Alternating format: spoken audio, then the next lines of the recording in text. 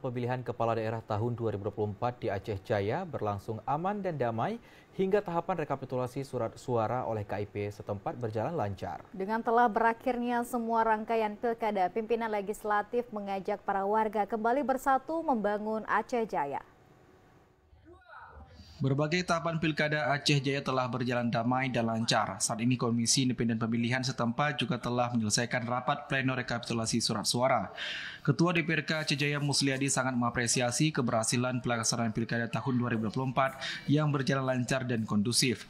Dirinya mewakili pimpinan DPRK dan legislatif memberikan dukungannya kepada pasangan yang telah ditetapkan sebagai bupati dan wakil bupati terpilih. Musliadi menegaskan DPRK Aceh Jaya siap bekerja sama dengan pemerintah baru untuk mendukung semua program yang dirancang demi kemajuan daerah.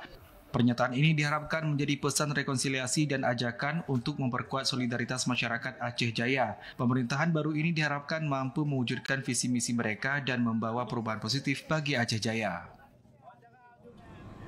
Kalau menurut saya, dengan hasil pleno kemarin, sekarang sudah menjadi sah ya sebagai calon Bupati Aceh Jaya, yaitu Safadi Muslim, yang bahwa itulah kemenangan, bukan hanya kemenangan sekelompok orang, sekelompok partai, adalah kemenangan rakyat Aceh Jaya.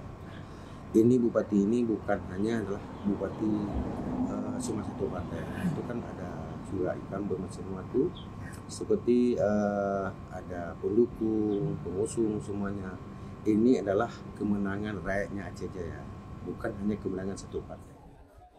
Oleh karena itu, Ketua DPRK Aceh Jaya mengajak seluruh masyarakat termasuk para pendukung pasangan calon tim sukses dan para kandidat yang telah berkompetisi untuk bersatu kembali demi kepentingan bersama dan bersatu untuk membangun Aceh Jaya yang lebih maju dan sejahtera.